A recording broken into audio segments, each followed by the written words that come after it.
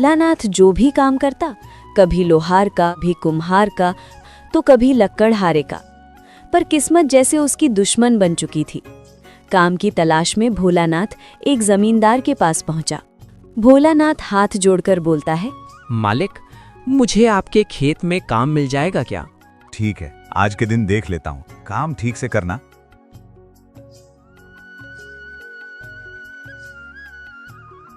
मालिक, काम हो गया, अब मेरी मजदूरी चाहिए। अबे जा पनौती, तू तो वही पनौती है। आज तो बैलों ने भी काम बंद कर दिया। लगता है तेरी पनौती मुझे भी लग गई है। चल जा यहाँ से, अपना मुंह मत दिखाना। वो हर जगह यही सुनता, पनौती। मेहनत उसकी थी पर हमेशा ठुकराया गया। गांव में ऐसा कोई नहीं था जो भोलानाथ का मजाक न उड़ाता हो।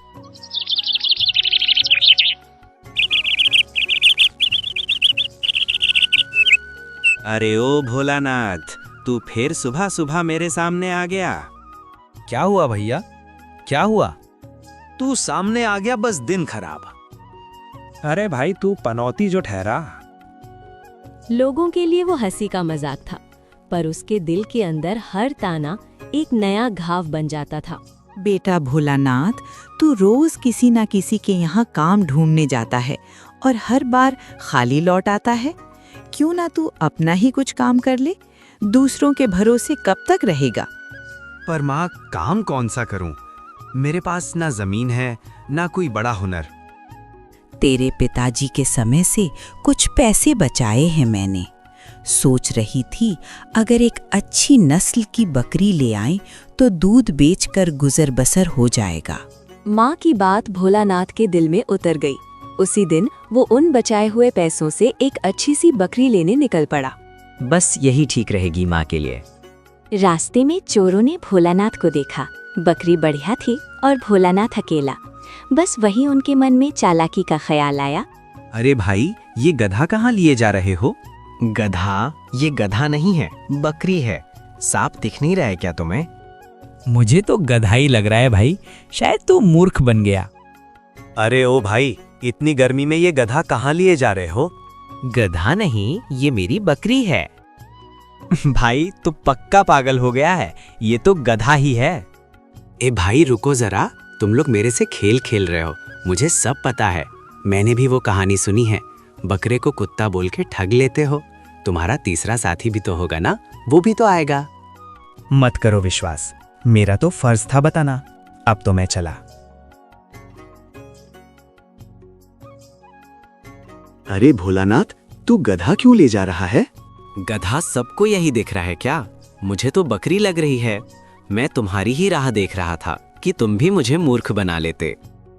मत करो विश्वास, मेरा तो फर्ज था बताना।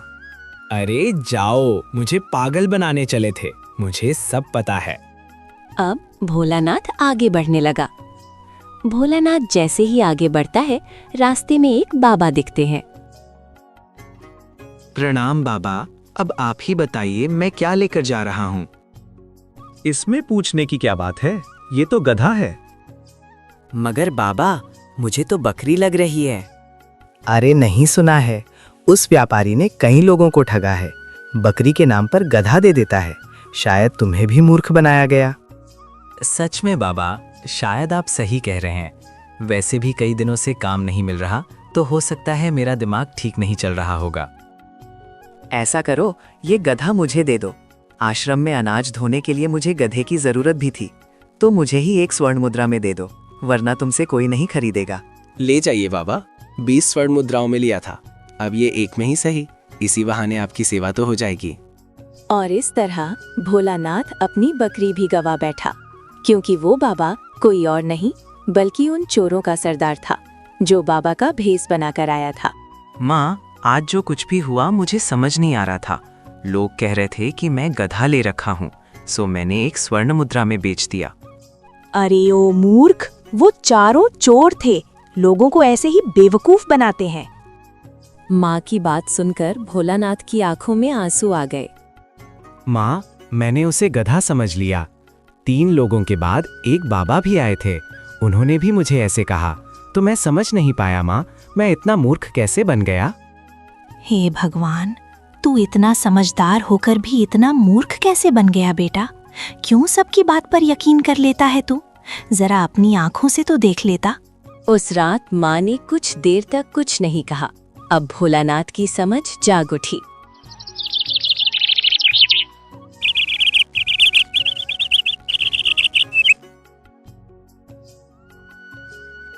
भोलानाथ, कब तक ऐसे ही बैठे रहोगे? मैं तुम्हारे भरोसे बैठी हूँ और अब घर वाले मेरी शादी कहीं और करने वाले हैं। क्या शादी? लेकिन अचानक क्यों?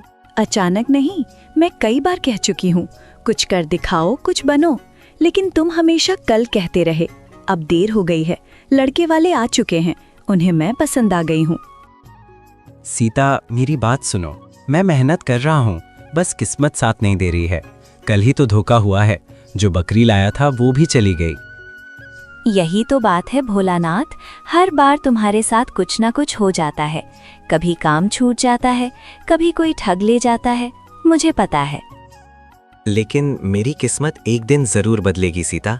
अब मैं किसी की बातों में नहीं आऊंगा, बस एक और मौका दे दो। मौका कब तक दूं भोलानाथ? मेरे पिता गांव के जमींदार हैं। उनका कहना है कि मैं किसी ऐसे लड़के से शादी नहीं कर सकती जिसके पास ना इज्जत हो ना काम। अगर मैं नहीं मानी तो वो मेरी शादी जबरदस्ती कर देंगे। सीता, कृपया करके ऐसा मत कहो। मैं तुम्हें खो नहीं सकता। मैं कुछ भी करूंगा, बस मुझे थोड़ा और वक्त दे दो। भोलानाथ, मैं तुमसे प्रेम करती हूँ, लेकिन अब मैं खुद को भी झूठ नहीं बोल सकती। अगर मैं शादी करूंगी तो तुमसे ही करूंगी। भोलानाथ बेचैनी से उसकी ओर देखता है। मैं शादी करूंगी तो तुमसे ही, नहीं तो जान दे दूंगी। भोलानाथ की आंखें भर आती है। सीता, ऐसा मत कहो, तुम मुझ पर भरोसा रखो। बस इस बार मैं सब ठीक कर दूंगा, चाहे जो भी हो जाए। सीता कुछ नहीं कहती। उस दिन सीता चली गई, पर उसके शब्द भोलानाथ के दिल में गूंजते रहे। मैं शादी करूंगी तो तुमसे ही, नहीं तो जान दे दूंगी। ठाकुर साहब, मैं सीता से शादी करना चाहता हूँ। तू रामू का बेटा जो फूटी किस्मत लेकर घूमता रहता है? तूने क्या सोचा, मैं मेरी बेटी की शादी किसी से भी कर दूंगा? ठाकुर साहब, मैं जानता हूँ हमारी हालत ठीक नहीं है, पर मैं सीता से सच्चा प्रेम करता हूँ। तुम्हारे जैसे लोगों से मैं अपनी बेटी का विवाह थोड़ी कर सकता हूँ। जमींदार साहब, मुझे एक मौका दे दीजिए, मैं दिखा दूंगा कि मैं कितना बदल सकता हूँ। ठीक है, सुनो, मैं इज्जत का सौदा नहीं करूंगा, पर मैं तुम्हें एक शर्त देता हूँ। अगर तुम 6 महीने में मुझसे ज्यादा अमीर बन गए तो हाँ, सीता तुम्हारी ही होगी। दिखा देना कि तुम्हारे पास मेरे बराबर या उससे अधिक संपत्ति है। बस तुम्हें 6 महीने का समय मिल रहा है। अगर तुम हार गए तो तुम सीता को भूल जाना और गांव में कभी अपना मुंह मत दिखाना। समझ में आई बात? ठीक है, 6 महीने में मैं करके दिखाऊंगा। 6 महीने ठाकुर की शर्त। भोलानाथ के दिल में अब एक आवाज थी। ठाकुर ने अंदर ही अंदर मन बना लिया। वो जानता था कि लोग क्या सोचते हैं। वो अपनी बेटी के लिए कुछ भी कर सकता था।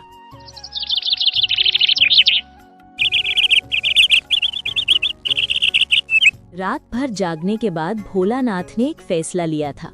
ठाकुर की शर्त ने उसे भीतर तक हिला दिया था, पर अब वो डरना नहीं चाहता था। माँ ठाकुर ने जो कहा वो मुझे चैन नहीं लेने दे रहा। उन्होंने कहा, अगर मैं 1 महीने में अमीर नहीं बना तो सीता किसी और की हो जाएगी। अब मैं सोच रहा हूँ कि दूसरे राज्य चला जाऊं, कोई बड़ा काम ढूंढूं, पैसे कमाऊं, फिर मैं सीता से शादी कर लूंगा। दूसरे राज्य बेटा, पर वहाँ कौन है तेरा? न जगह की पहचान, न काम का भरोसा। यहाँ रहकर भी तो मेहनत कर सकता है। तो अपने गांव में ही कोई अच्छा सा काम ढूंढ, कोई छोटा सा व्यापार शुरू कर ले। तो मेहनती है, धीरे धीरे सब ठीक हो जाएगा। माँ की बात में सच्चाई थी, पर भोलानाथ का मन बेचैन था। अब वो कुछ बड़ा करना चाहता था। माँ, तुम नहीं समझती। मैं गांव छोड़कर जाऊंगा, मेहनत करूंगा, पैसा कमाऊंगा और सीता से शादी करके दिखाऊंगा। बेटा, मैं तेरी जिद समझती हूँ, पर तू अकेला कैसे जाएगा? अगर तू जाने की ठान चुका है तो मैं भी तेरे साथ चलूंगी। माँ, ठिकाना न घर, तुम कैसे रह पाओगी? बेटा, मैं तुझे कैसे अकेला छोड़ दूं? मैं तेरे साथ रहूंगी। तू चलेगा तो मैं भी चलूंगी। उस पल माँ की आंखों में डर नहीं, हिम्मत थी। उस दिन पहली बार भोलानाथ को लगा, किस्मत से बड़ी चीज है माँ का साथ। अगली सुबह भोलानाथ और उसकी माँ अपने गांव को छोड़कर निकल पड़े। पीछे रह गए थे बस कुछ यादें और आगे था एक अनजान सफर। आज वो उसी रास्ते से जा रहा था, पर इस बार झुका हुआ नहीं, बल्कि आंखों में एक जिद और सीने में एक आग लेकर। बेटा, चाहे कुछ भी हो जाए, ईमान मत छोड़ना। गरीबी तो चली जाती है, पर बेईमानी रह जाए तो इंसान खो जाता है। माँ, अब किसी की बातों में नहीं आऊंगा। जो देखूंगा वही मानूंगा, और जो करूंगा अपने दम पर करूंगा। कई घंटों की पैदल यात्रा के बाद माँ बेटा एक दूसरे राज्य के बड़े शहर पहुँचे। यहाँ ऊंची इमारतें थीं।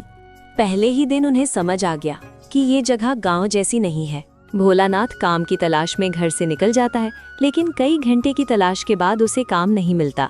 भोलानाथ हारा थका हुआ होकर घर वापस लौट आता है। अगले दिन सड़क किनारे एक बूढ़ा आदमी बेहोश पड़ा था। लोग उसे नजरअंदाज कर आगे बढ़ रहे थे। भोलानाथ रुका।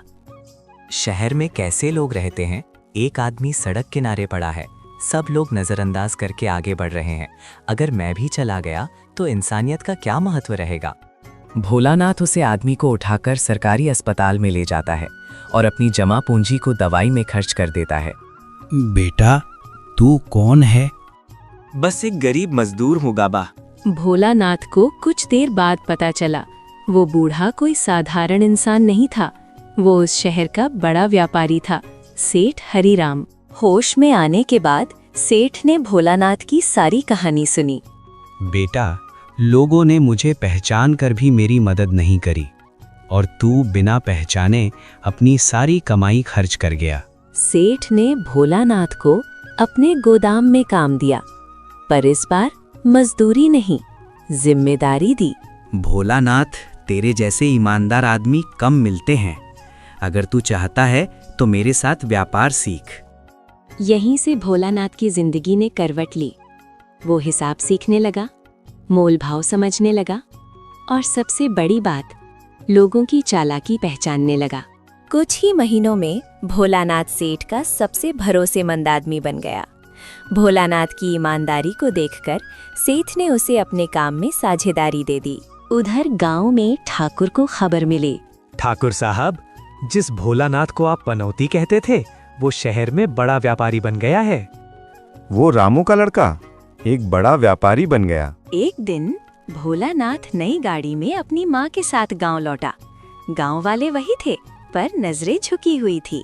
भोलानाथ ने गाड़ी ठाकुर की दरवाजे पर रोक दी। ठाकुर साहब, आपने 6 महीने का वक्त दिया था, लेकिन मैं 3 महीने में आपसे ज्यादा पैसे वाला बन गया। सीता की आंखों में खुशी और आंसू एक साथ थे। ठाकुर साहब, मैं पनौती नहीं था, लोगों की सोच छोटी थी, और आज अगर कुछ बना हूं तो माँ के भरोसे और अपनी मेहनत से। जिसे दुनिया पनौती कहती थी, वही आज मिसाल बन गया। क्योंकि किस्मत हर किसी की होती है, पर उसे बदलने की हिम्मत कुछ ही लोगों में होती है।